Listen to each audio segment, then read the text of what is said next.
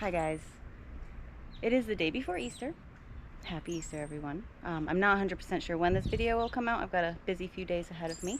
But I was taking all my started plants and arranging them around the garden to see where everything is going to be planted. And I was actually going to start putting things in the ground today, and figured I should grab my camera and give you guys a little update. So there's no frost in the 10-day forecast. We actually aren't really even coming close to a frost. So I figured now is as good a time as ever. We are past our predicted last frost of the season, and I'm about 2 weeks later planting than I usually am.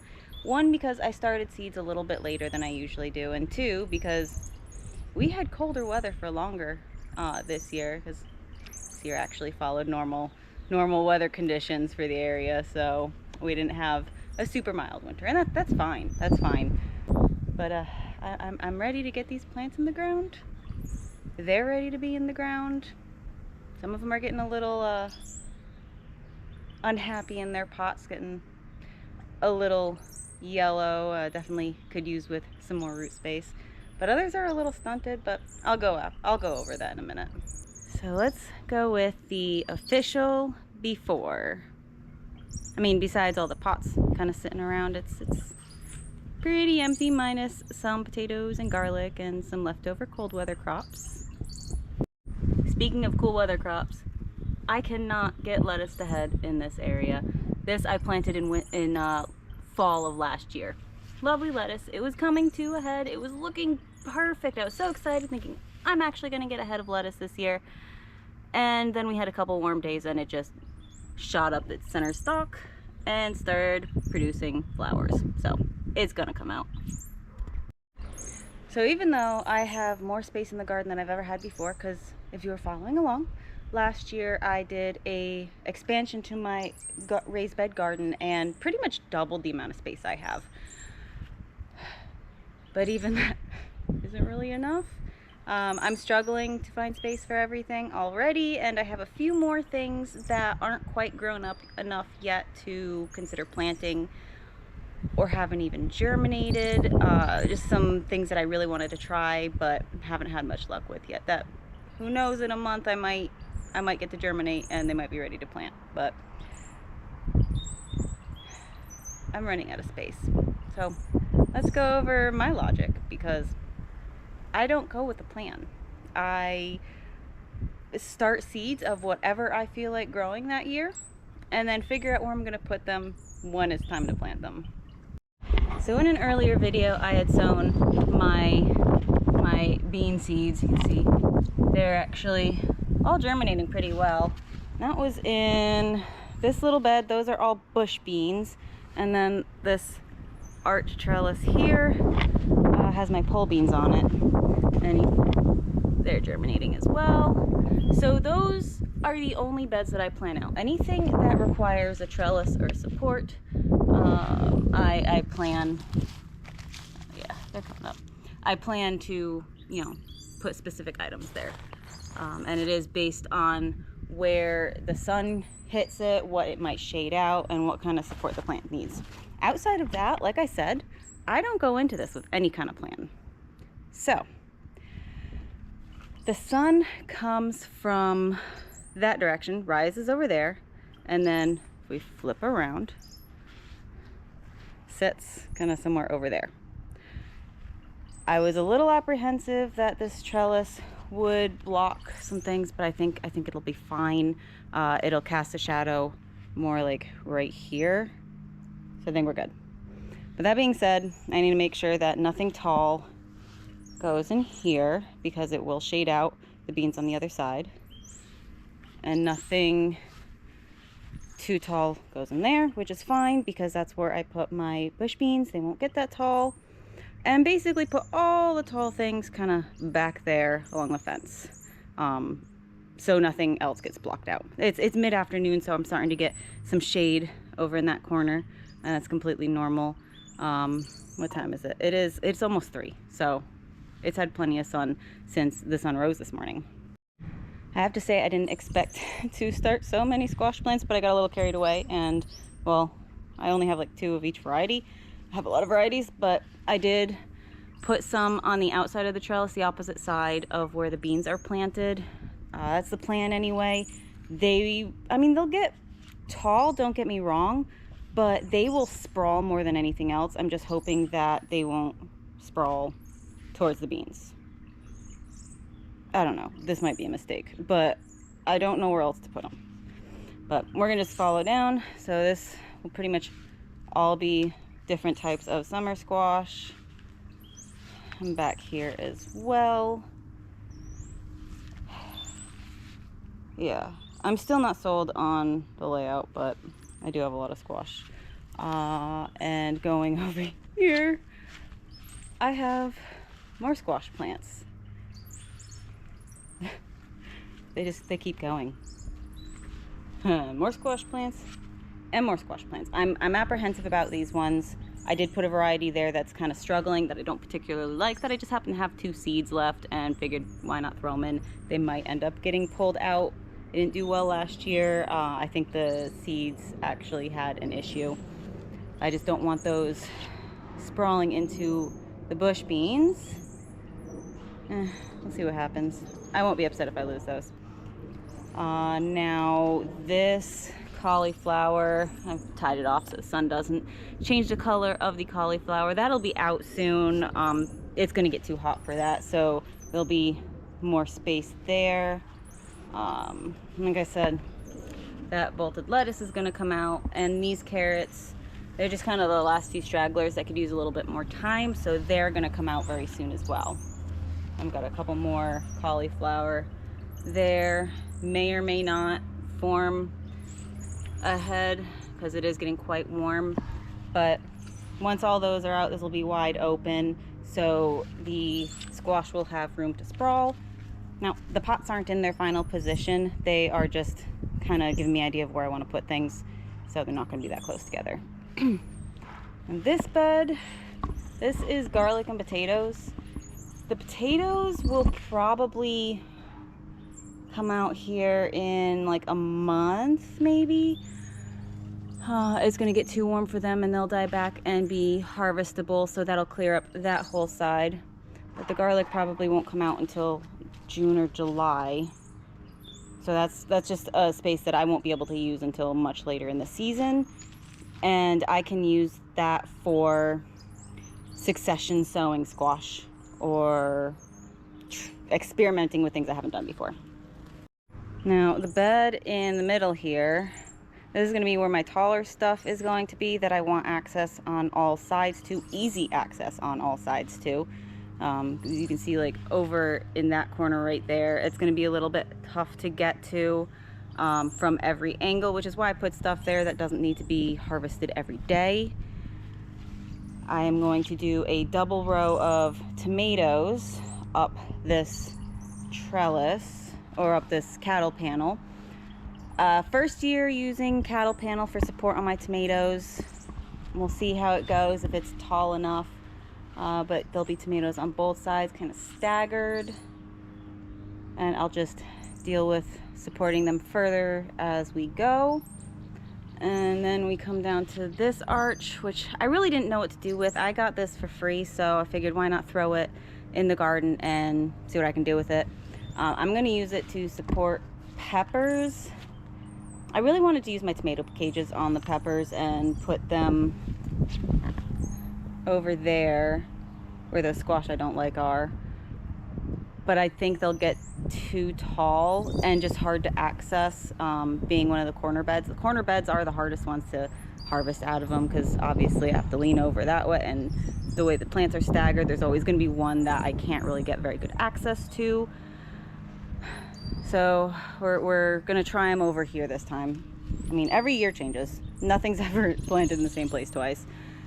But those are peppers.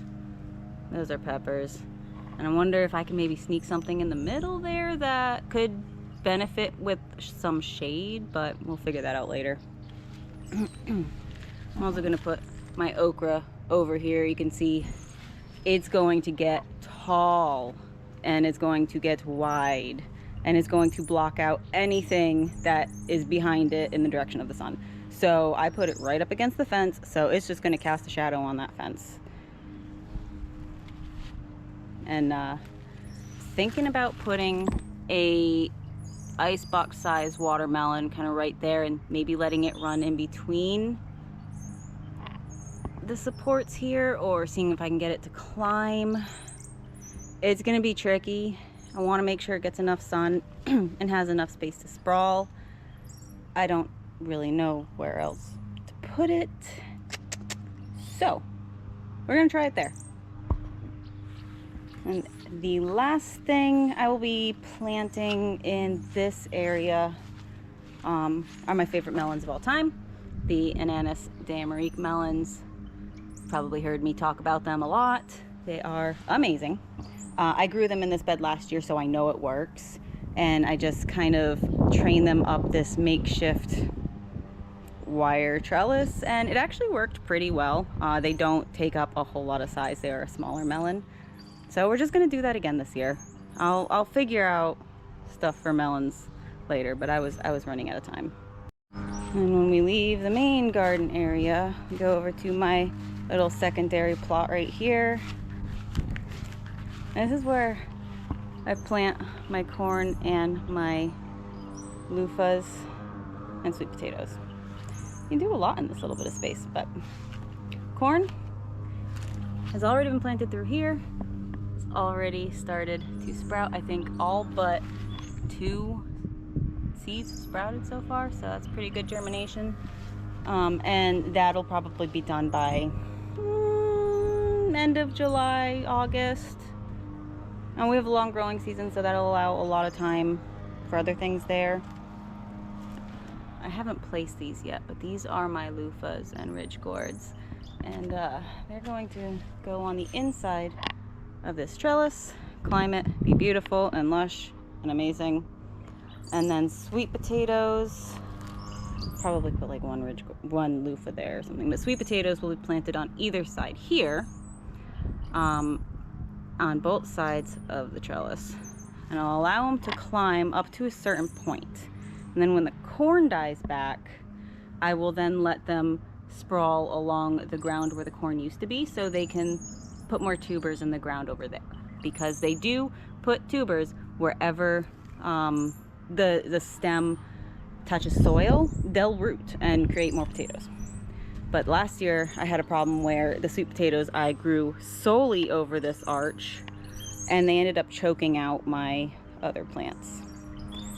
So I'm not gonna restrict them to the arch this year. So that's what I've come up with so far.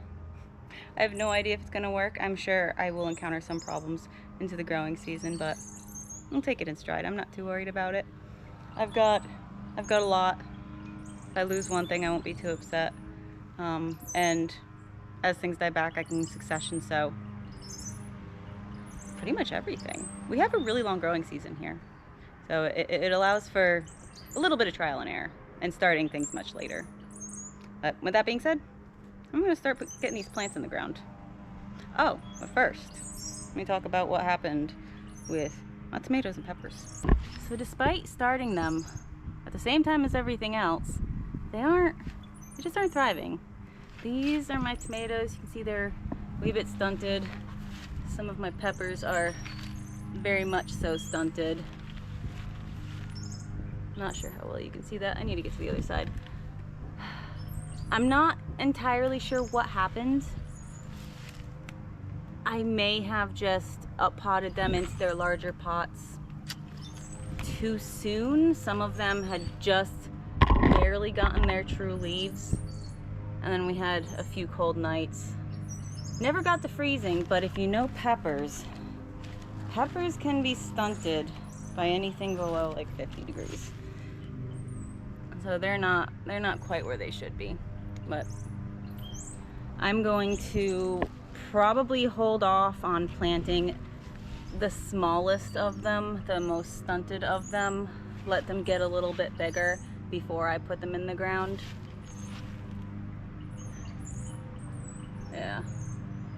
So they probably won't be planted today, but I will leave them out here so they can enjoy the amount of sun that they will get in their eventual forever home.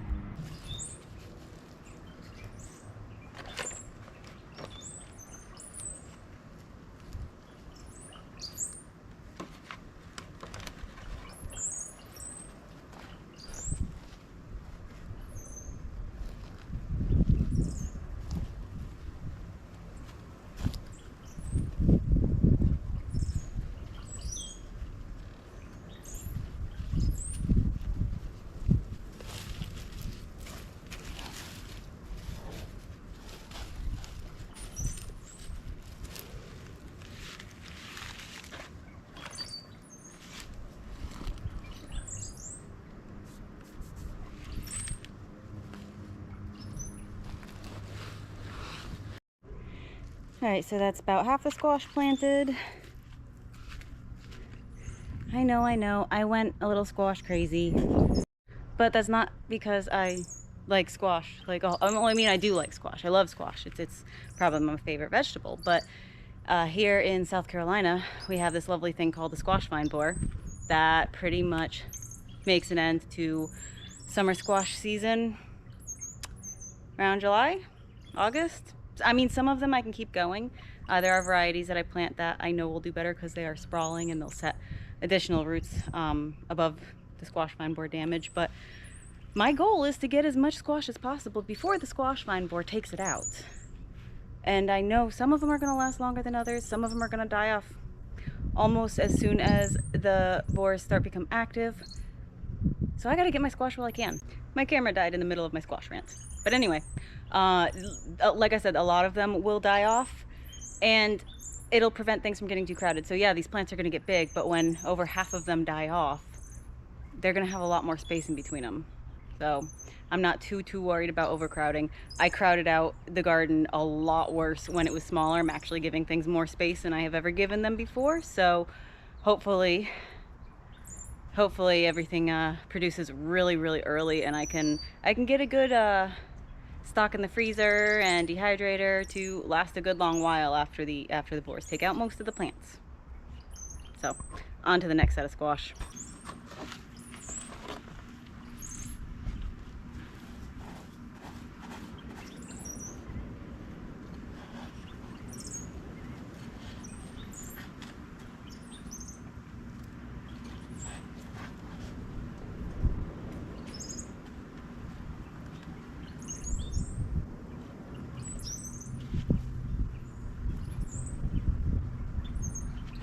And the squash is done being planted. Pardon my shadow. Yeah, like I said, I ripped out most of that lettuce.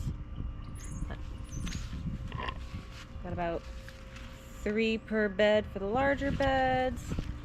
2, you can see that the ones that I don't particularly care if they go, there's like nothing to them. They're practically dead already, so whatever. See what happens. But I just need to plant the anise melons, and I'm gonna plant the okra that's in that corner there. Maybe the melon with it, but I am gonna hold off on the tomatoes and peppers for a few more days. See if they can put a little bit more size on them. Oh yeah, that's Brussels sprouts. That's gonna be out here before long. I'm honestly surprised it hasn't bolted yet, but I'm also surprised it has little sprouts forming. I've never successfully grown Brussels sprouts. It's always gone straight to seed for me, but there's sprouts forming in there, minus the tree stuff. But yeah.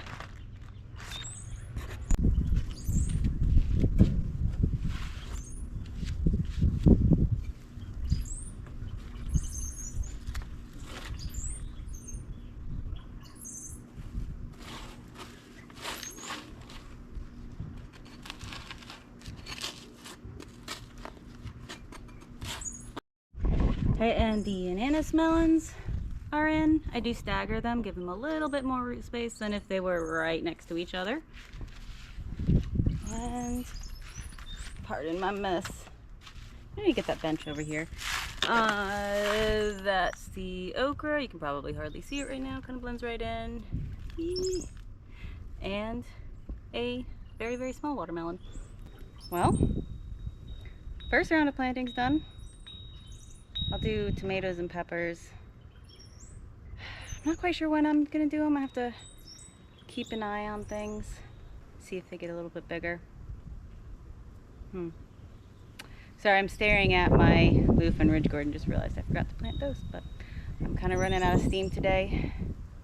I still have to water these in, so that is where I'm going to leave you. Just you wait.